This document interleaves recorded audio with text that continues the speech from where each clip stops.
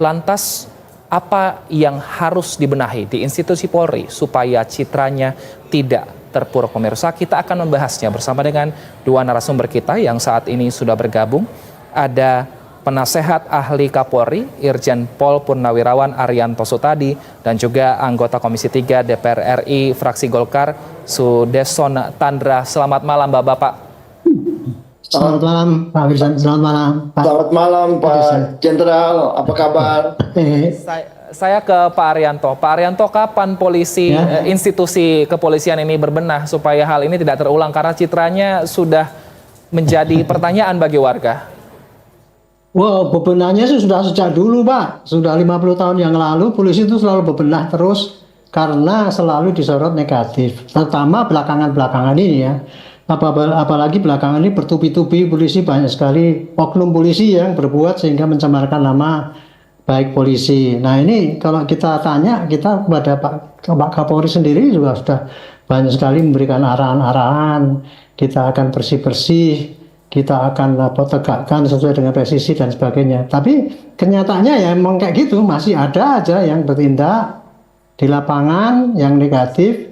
Dan itu memang menurut saya ya kodrat polisi itu memang kayak gitu ya. Jadi polisi itu diidolakan sebagai orang yang bersih, disiplin, tegas gitu. Setiap ada pelanggaran ditindak.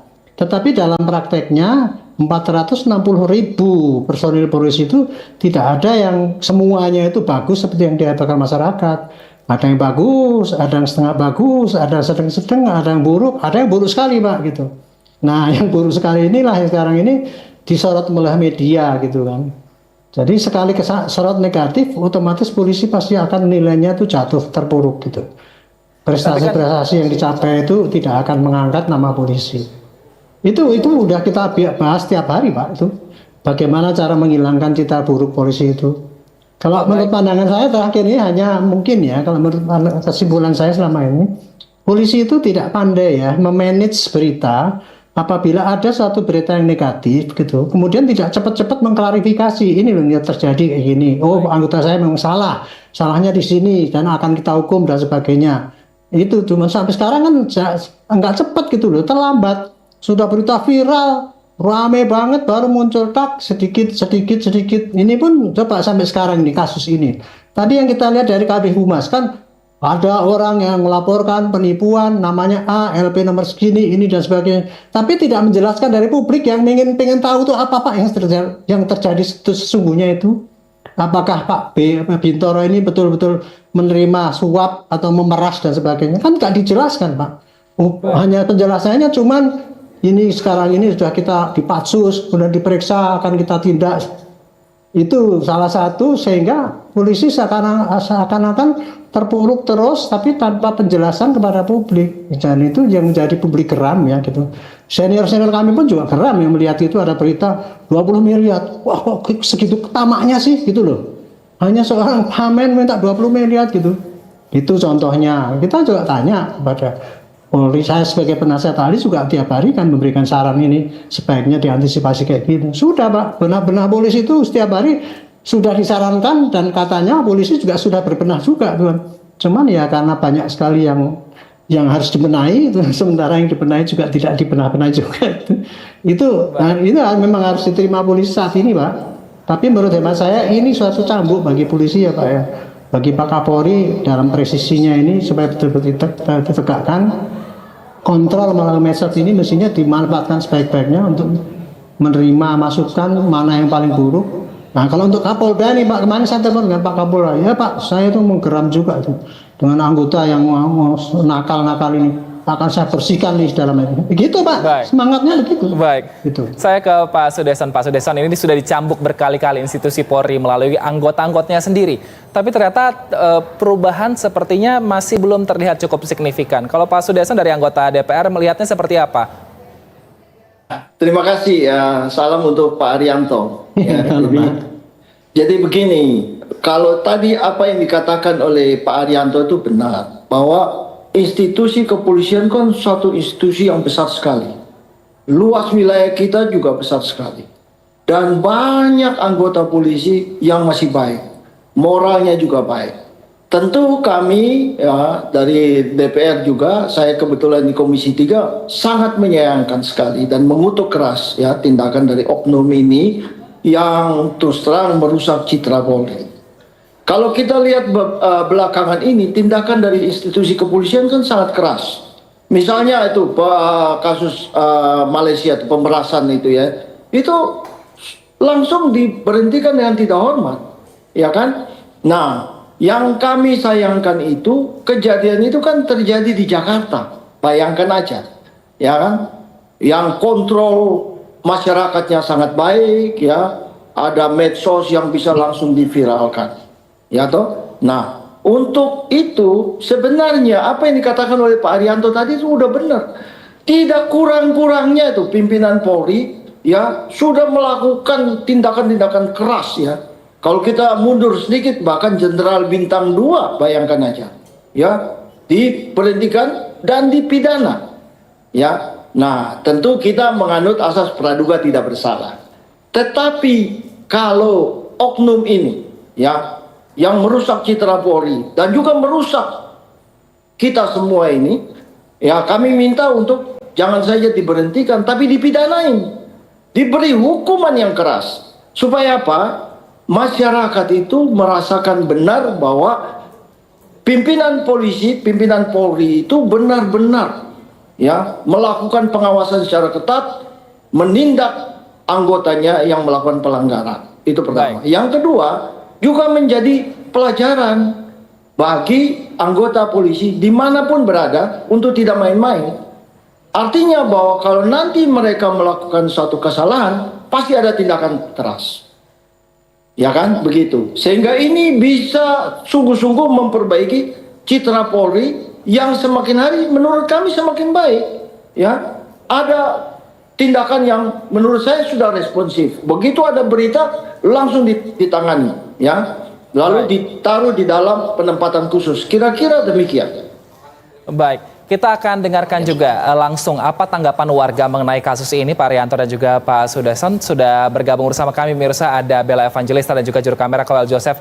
Bella, apa sebenarnya tanggapan warga terkait anggota kepolisian yang terlibat kasus suap dan juga pemerasan? Ya, Wilson, seperti dapat kita dengarkan bersama-sama tadi sejumlah narasumber kemudian mengatakan bahwa sekali lagi institusi kepolisian kita ini tercederai integritasnya. Dan kalau Wilson menanyakan bagaimanakah kemudian tanggapan warga, sebenarnya kita bisa melihat ya, ini media sosial belakangan ini ramai sekali, makin hari makin ramai masyarakat, kemudian bahkan ada yang membuat meme, dan beberapa waktu lalu ini juga sempat ramai, ada dengan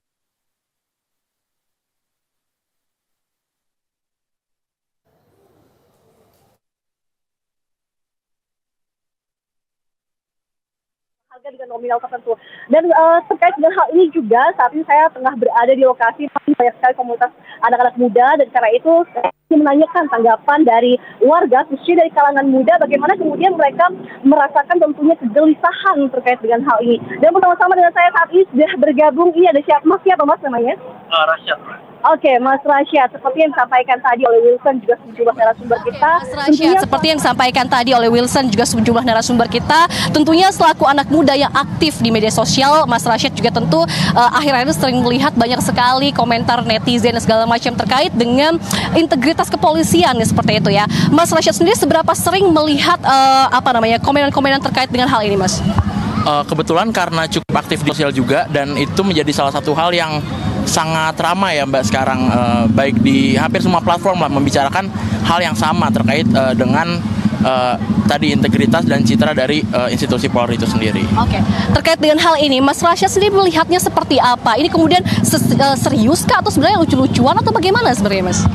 Sebenarnya mungkin di tahap ini ya, masyarakat udah melihat itu sebagai sesuatu yang sudah lumrah, jadi mungkin kita ngelihatnya sebagai satu hal yang ya udah dibikin lucu aja gitu, karena seperti kita tahu institusi Polri itu kan merupakan salah satu institusi yang paling dekat dengan masyarakat gitu. Ya. Nah, sangat masyarakat justru sekarang ini sedang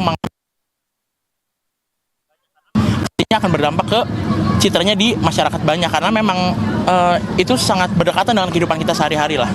Oke, kemudian ini masih terkait dengan integritas dan juga tingkat kepercayaan masyarakat kepada institusi kepolisian. Kemudian banyak yang mengatakan bahwa ini kayaknya bukan oknum deh, karena bukan 1-2, tapi malah sering. Apakah ini benar-benar oknum ataukah justru satu instansi kepolisian yang dibenah atau diperbaharui oleh pemerintah? Mas Rashid sendiri melihatnya seperti apa?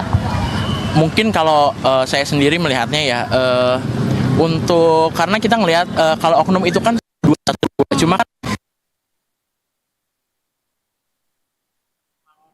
tidak bisa dikatakan satu institusi itu salah kan, karena ya memang tidak bisa dikatakan satu institusi itu salah kan, karena kita juga tidak bisa menafikan fakta kalau banyak polisi yang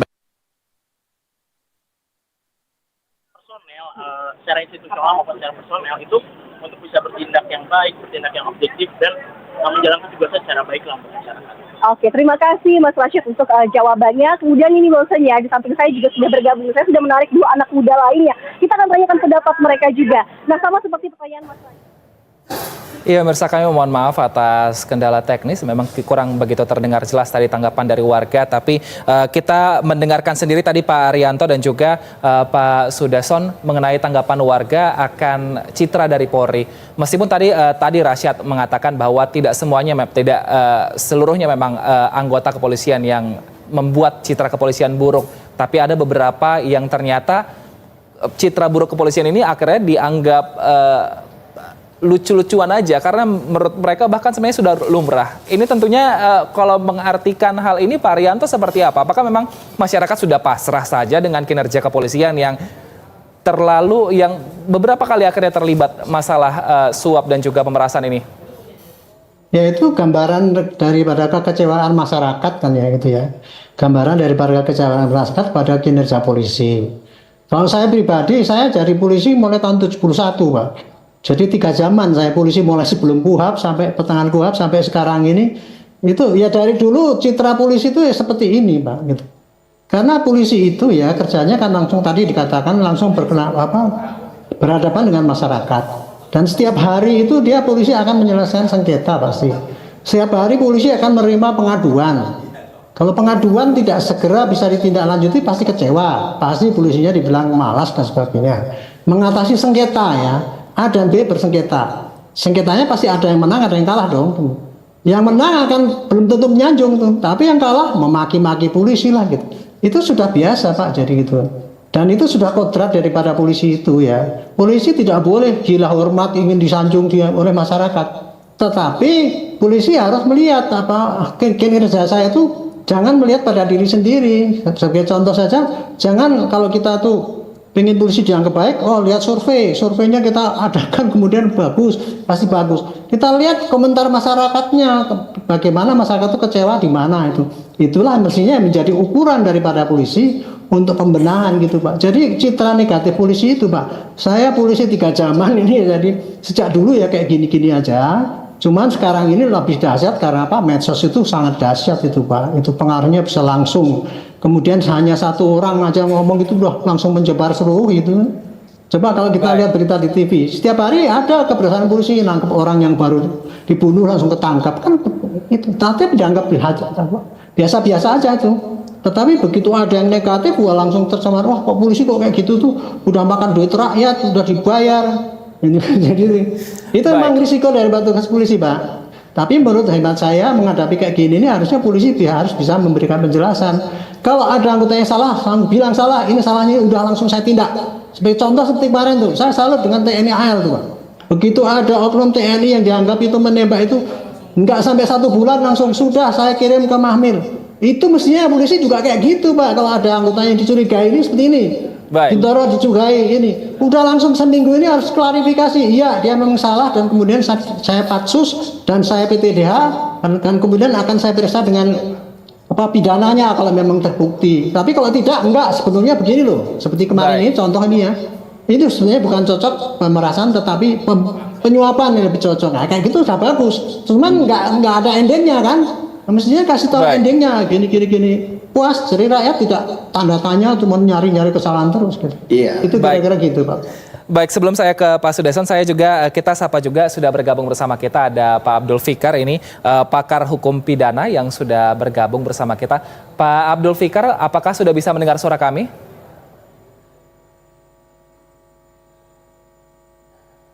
Baik, ternyata masih belum tersambung. Saya kembali lagi ke Pak Sudeson. Pak Sudeson, tadi sebenarnya sudah terus dilakukan pembenahan, tapi mengapa belum bisa lepas dari suap dan juga pemerasan ini? Apakah karena memang ini sudah terlalu mengakar sehingga tidak bisa lagi dilepas? Dan apa solusi terbaik supaya ke depan citra Polri bisa bagus? Ya, terima kasih. Jadi apa yang tadi dikatakan oleh Jenderal Arianto tadi itu benar. Jadi memang institusi Polri itu harus menjelaskan kepada masyarakat sehingga masyarakat itu mengerti duduk persoalan. Ya, kalau polisi di dalam tugas sehari-hari menangkap penjahat, prestasi ini, prestasi itu, bagi masyarakat itu memang sudah menjadi kewajiban polisi. Kan begitu kan? Yang tugas fungsi utamanya itu kan Kamtipas dan sebagainya itu.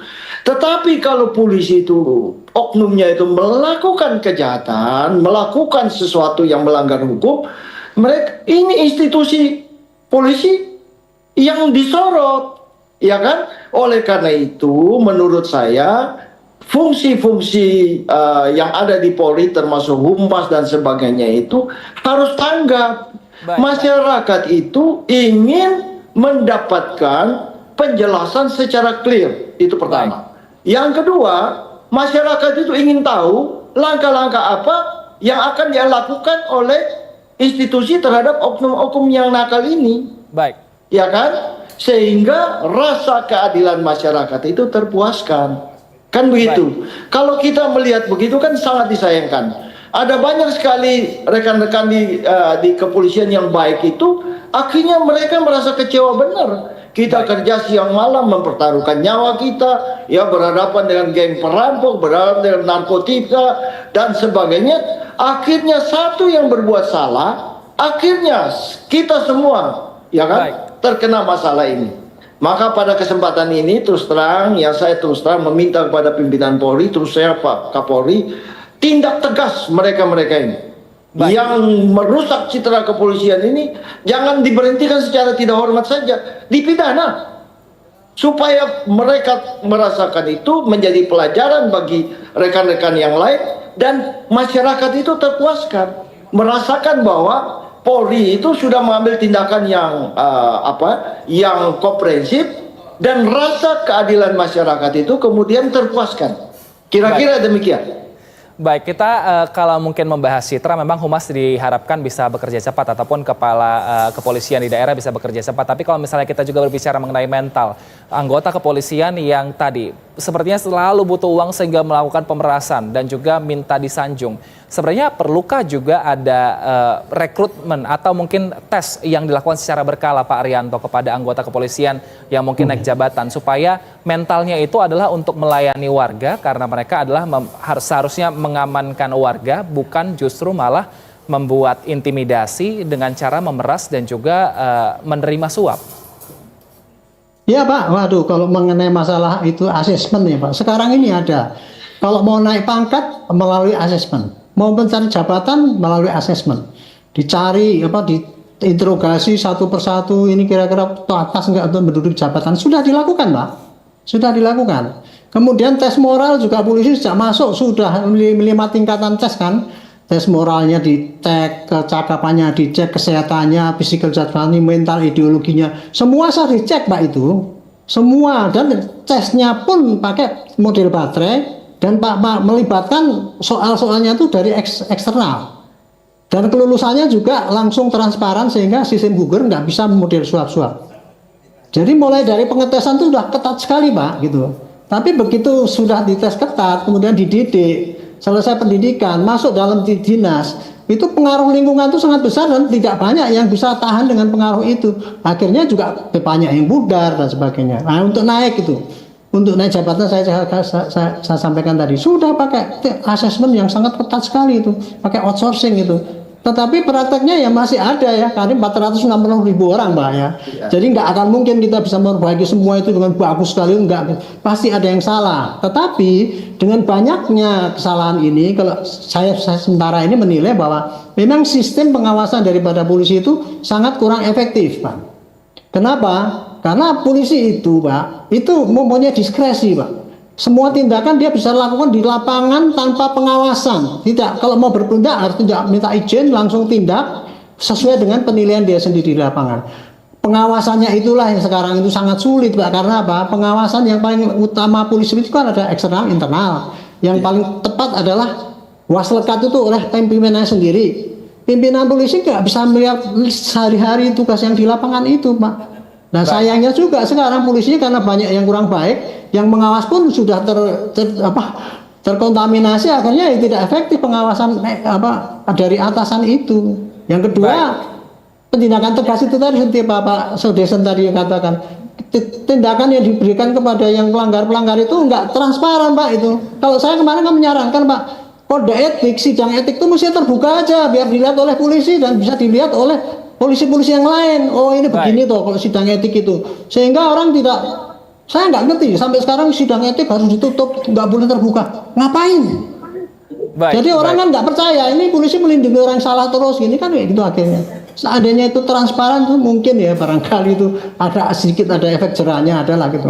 Mohon maaf nih saya agak menggebu-gebu karena ya Pak, karena saya menghadap Pak Kapolda sendiri, Pak Kapolda geram saya udah betul-betul Baik, gitu, Pak Arianto dan juga Pak Sudeson, kita juga sudah terhubung dengan Pak Abdul Fikar, pakar hukum pidana, sudah bergabung bersama kita di Berita Satu Utama. Pak Abdul Fikar, kalau menurut Pak Abdul Fikar sendiri, apakah memang saat ini untuk hukuman pidana kepada anggota kepolisian yang melanggar kode etik ini masih kurang tegaskah sehingga masih banyak polisi yang ternyata terlibat kasus pemerasan dan juga suap, atau seperti apa menurut Pak Abdul Fikar? Iya, saya kira betul yang dikatakan Pak Arianto.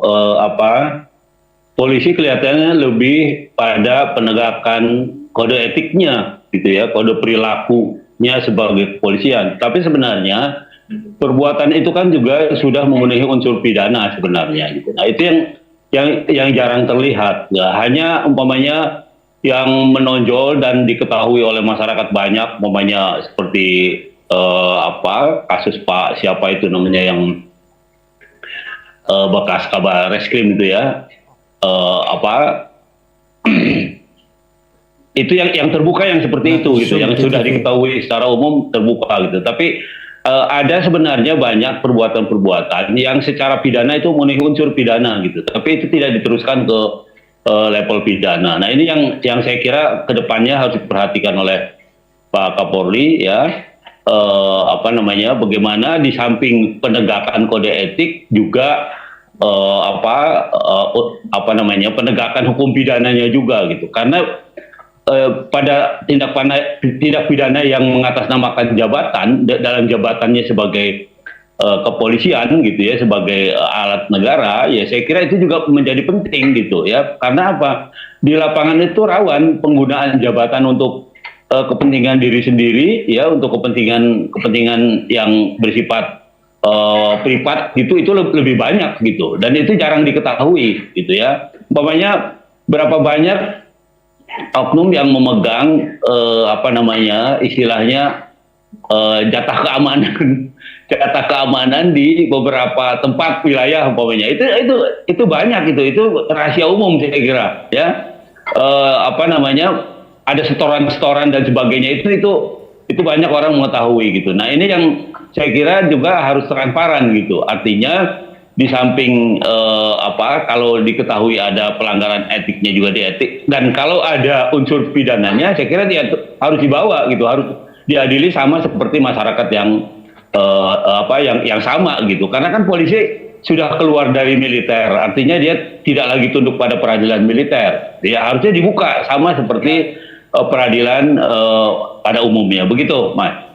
Baik, saya ke Pak Sudeson. Pak Sudeson, apakah akan memanggil Kapolri dalam waktu dekat? Karena ternyata banyak sekali yang perlu dievaluasi, mulai dari asesmen dan juga sanksi tegas, dan juga tadi sidang etik diharapkan bisa terbuka. Apakah ini bisa juga menjadi momen untuk memanggil Kapolri supaya kinerja Kapolri ini bisa lebih baik? Tidak hanya citranya yang baik, tapi juga kinerjanya. Ya, tapi saya tidak bicara atas nama Komisi 3 tentu, walaupun saya anggota Komisi 3. Tetapi kalau memang kami merasa perlu, kami akan memanggil, ya kan? Seperti contoh tadi, kami juga RDPU kasus di mana tuh? Tasikmalaya, ya. Penanganan salah prosedur di mana anak yang berusia 17 tahun ditangkap tanpa didampingi oleh kuasa hukum dan sebagainya. Itu kami mengkritik keras, ya kan? Jadi sebenarnya polisi itu, ya, Polri itu sudah dibatasi aturan-aturan yang ketat untuk menjaga penyalahgunaan kewenangan. Tetapi tadi yang sudah dikatakan oleh Pak Haryanto maupun Pak Abdul Fikar tadi, bahwa polisi itu kan mengurusi orang dari dia belum lahir sampai dia mati, polisi ngurus. Segala sesuatu itu tidak ada satupun yang di luar apa yang diurus oleh polisi. Itu tentu luas cakupan kewenangan polisi itu sangat sangat luas. Nah, tentu masyarakat itu berharap bahwa mereka yang diberi kewenangan itu melaksanakannya itu dengan proper, dengan penuh tanggung jawab, kan begitu kan? Nah, kalau kita bicara mengenai pelanggaran-pelanggaran, kita juga harus tahu bahwa di seluruh dunia tidak ada satu institusi polisi pun yang oknumnya tidak melanggar, kan begitu kan?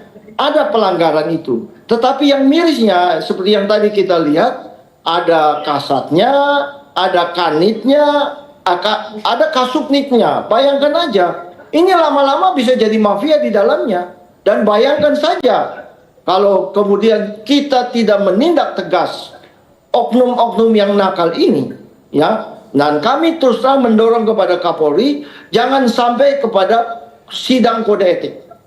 Mereka harus dibawa ke pengadilan untuk dimintai tanggung jawabnya, itu pertama. Yang kedua, karena kewenangan yang diberikan kepada Polri itu sangat besar, bahkan bisa merampas nyawa orang, kan begitu kan?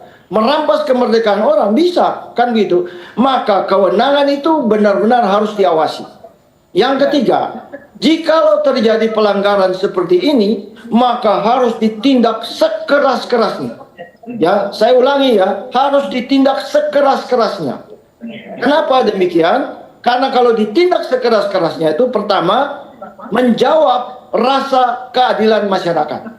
Yang kedua, untuk menjadi pelajaran bagi Polri yang lain agar tidak melakukan pelanggaran. Yang ketiga, yang kami dorong adalah adanya transparansi.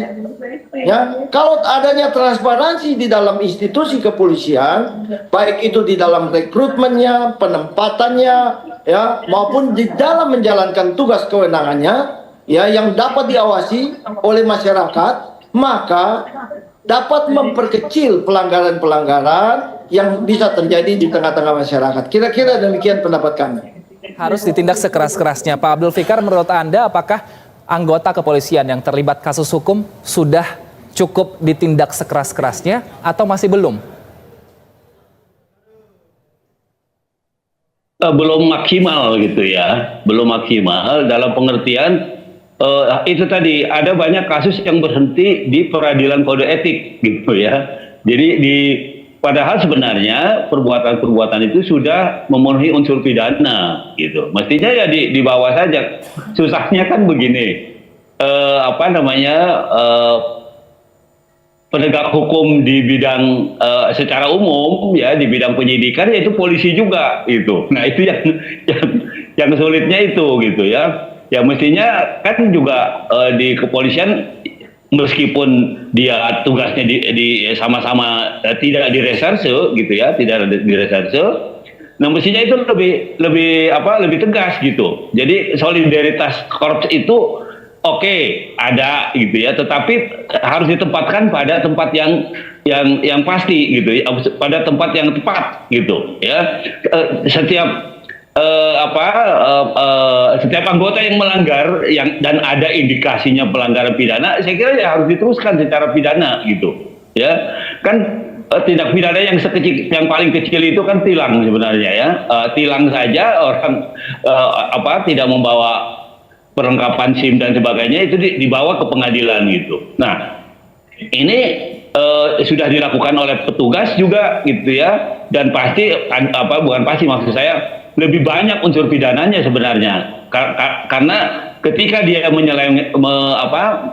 menyalahgunakan kewenangannya, ya itu menurut saya sudah masuk unsur pidananya, sudah ada gitu, dan itu harus dibawa ke pengadilan. Itu yang saya kira begitu. Baik, ini kan kita sudah banyak sekali membicarakan evaluasi dan apa yang harus dilakukan ke depannya. Nah, Pak Arianto sebagai penasehat ahli Kapolri, ini akankah segera disampaikan ke Kapolri dan juga dilakukan pembenahan besar-besaran sehingga ini tidak terulang kembali, Pak Arianto? Kalau masalah seperti ini, Pak, itu kita setiap hari itu memberikan masukan, Pak.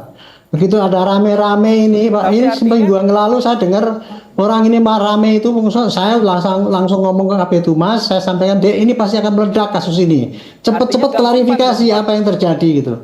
Tapi ya lambat nih. Tadi saya kalau menurut hemat saya, Pak, ya, ini tadi apa yang disampaikan oleh Bapak Sudesan, Bapak Abdul Dikar sekarang itu benar sekali itu. Tapi saya ingin menggarisbawahi, selama ini karena kurangnya transparansi polisi itu, Pak. Seperti tadi, Pak, Bapak mengatakan polisi hanya mau berhenti pada kode etik. Tidak, Pak. Ada juga yang sampai ke pidana, cuman tidak diumumkan ke publik, sehingga tidak tahu. Makanya itulah saya Pumpung belum ada institusi lain yang menangani kalau polisi itu curang, seperti di luar negeri kan ada itu, Pak, ya. Polisi itu kan kalau ada polisi curang ditangani oleh internal polisi. Itu yang dicurigai oleh masyarakat kan, wah ini polisi melindungi yang curang. Nah, untuk supaya tidak dituduh gitu, sistem daripada pemidanaannya yaitu sistem kode etiknya itu terbuka saja. Jadi orang tahu, oh memang ini memang diadili betul-betul. Baik. Apakah cuma kode etiknya tok atau diteruskan kepada pidananya? Kalau terbuka kan jadi masyarakat bisa tahu. Baik, Dihukum Pak apa-apa. Arianto, Selama ini masih kurang transparan. Saya kira itu, Pak. Kalau bebenah sudah pasti itu, Pak. Pak Arianto kan sebagai penasehat ahli Kapolri tentunya terus mengingatkan. Tapi artinya nggak mempan dong, Pak, mengingatkan ini sampai ke akar rumput sehingga masih terjadi bahkan di ibu kota, di daerah ini sudah terjadi seperti ini. Artinya ada cara lainkah yang harus dilakukan supaya hal ini tidak terjadi? Ya, saya tidak bisa mengatakan tidak mempan, Pak. Polisi itu ada 460.000 orang, Pak, itu, Pak. Ya, jadi dari 460.000 orang itu, ya ini kenyataannya nggak gitu, Pak. Saya tidak membela diri, tapi kita sudah tekan dengan ketegasan itu pun masih kurang mempan kan gitu, Pak. Karena ketegasan kita itu belum terlihat oleh orang-orang lain oknum yang di lapangan itu, Pak. Nah, kalau coba seperti kemarin itu ya, Pak Dir Narkoba itu yang meras langsung hari itu juga dipecat. Saya waktu itu sarankan besok di sidang nggak usah panjang-panjang, pecat langsung masukkan pidana. Nah, alhamdulillah seminggu kemarin langsung dipecat kan itu, Pak. Saya nggak ngerti apakah itu kemudian masuk pidananya diteruskan apa tidak. Itu mestinya polisi terbuka kayak gitu. Hanya dengan gitu, Pak, barangkali ya disertai dengan kontrol sosmed, polisi yang nakal-nakal di wilayah itu akan langsung segera ketindak. Kalau saran saya cepet-cepet sekali, Pak, memproses orang yang kayak itu, jangan lama-lama. Seperti ada kasus yang jelas itu welo-welo kayak gini, cepet aja, set. Nah, yang ditakutkan nantinya jadikan no viral, no justice nanti jadinya ke depannya ini, Pak. Itu sudah memang pasti, Pak. Kenyataannya memang kalau no viral, no justice. Nah, supaya tidak gitu ya cepet aja tangani sebelum viral gitu. Baik, Pak Abdul Fikar. Kira-kira bagaimana ke depannya supaya anggota polisi ini bisa jerak, tidak lagi memeras dari orang-orang, apalagi mungkin yang dianggap punya uang dalam kasus-kasus tertentu, sehingga tidak menjalar, Pak, untuk kasus suap dan juga pemerasan ini di anggota kepolisian yang lainnya. Iya, saya kira sudah ada juga kan divisi khusus yang menangani pelanggaran oleh anggota gitu. Ada sendiri itu bagiannya. Nah, saya kira ini yang perlu diperkuat gitu. Artinya kan memang rawan kan. Polisi itu sangat dekat dengan penyalahgunaan kewenangan sebenarnya, iya kan? Karena sangat besarnya itu, ya. Dia penjaga keamanan dan ketertiban, dia penegak hukum, dia juga pelayan masyarakat. Nah, di 3 sektor tugas dan fungsinya ini potensial untuk terjadi penyelewengan gitu, terutama yang berkaitan dengan pelayanan masyarakat, ya. Nah, itu lebih banyak. Begitu juga sebagai penegak hukum itu juga banyak. Nah, karena itu yang harus diperkuat menurut saya adalah divisi pengawasannya gitu, ya. Pengawasannya yang juga kemudian dilakukan secara terbuka. Dan seperti Pak Arianto katakan tadi, kalau ada sidang kode etik lebih baik dibuka dan masyarakat jadi ngerti dan pasti ada dua kan kemungkinannya, ya masyarakat akan tambah berani melaporkan penyelewengan yang selama ini didiamkan saja, dan bahkan ya tidak bisa dihindari. Peran masyarakat juga yang terlalu diam, yang terlalu tidak membuka ini juga ada perannya juga gitu. Nah, tapi kalau dimulai dari kepolisiannya dengan menyidangkannya secara terbuka, saya kira ini akan membuat semua jajaran kepolisian juga akan berpikir dua kali gitu kalau mau melakukan hal-hal yang memang baik melanggar kode etik maupun melanggar hukum. Saya kira begitu, Mas. Baik, terakhir saya ke Pak Sudeson, singkat saja. Kira-kira pengawasannya diperketat, apa rekomendasi dari anggota DPR RI supaya tadi hal-hal yang perlu diubah supaya kinerja polisi lebih baik ke depannya? Jadi begini, saya tegaskan ya, kalau pengawasan itu sudah dilakukan dan sangat ketat. Kalau kita bicara bahwa kita menolkan pelanggaran di institusi Polri, menurut saya itu mimpi. Pasti ada pelanggarannya. Tetapi yang paling penting adalah tadi yang dikatakan oleh Pak Arianto dan juga Pak Abdul Fikar tadi, kita harus transparan, itu pertama. Kedua, kita harus tanggap cepat. Yang ketiga, kita harus menghukum bagi mereka yang melakukan pelanggaran. Nah, saya ulangi ya, menghukum secara seberat-beratnya. Baik. Itu. Kira-kira demikian. Kita